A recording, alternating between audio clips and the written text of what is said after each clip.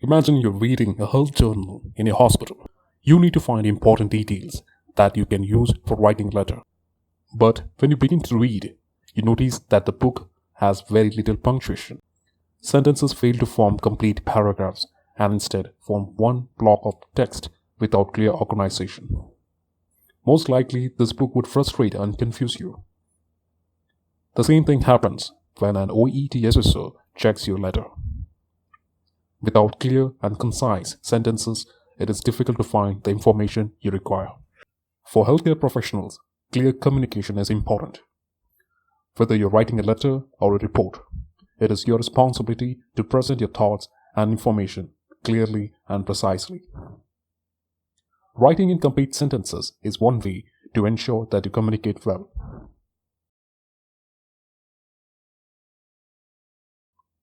Components of a sentence. Clearly written, complete sentences require key information transformed from the case notes. A sentence consists of a subject, a verb, and the complete information. A sentence needs to make sense on its own.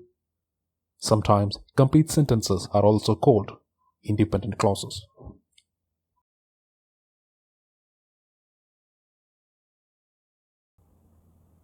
Subjects. When you read a sentence, you may first look for the subject, or what the sentence is about.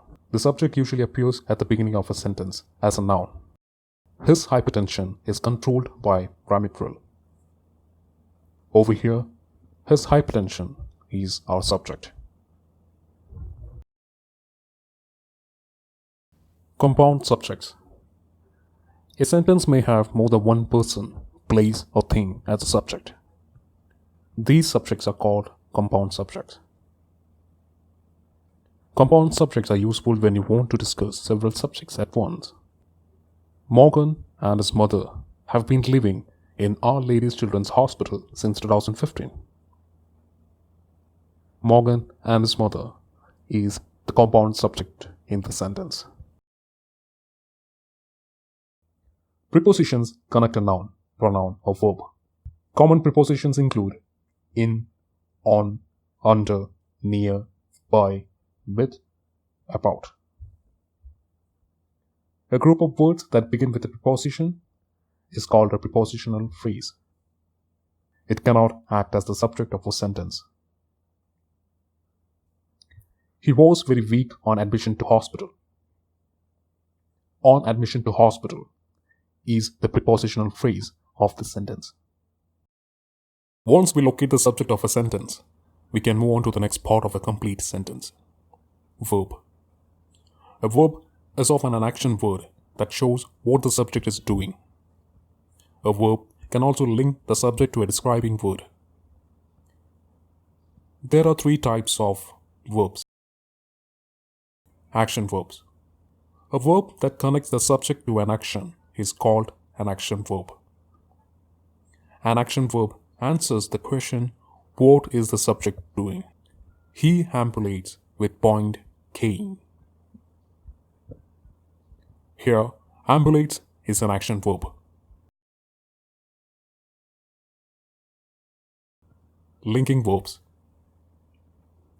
A verb can often connect the subject of the sentence to a describing word. It links the subject to a describing word.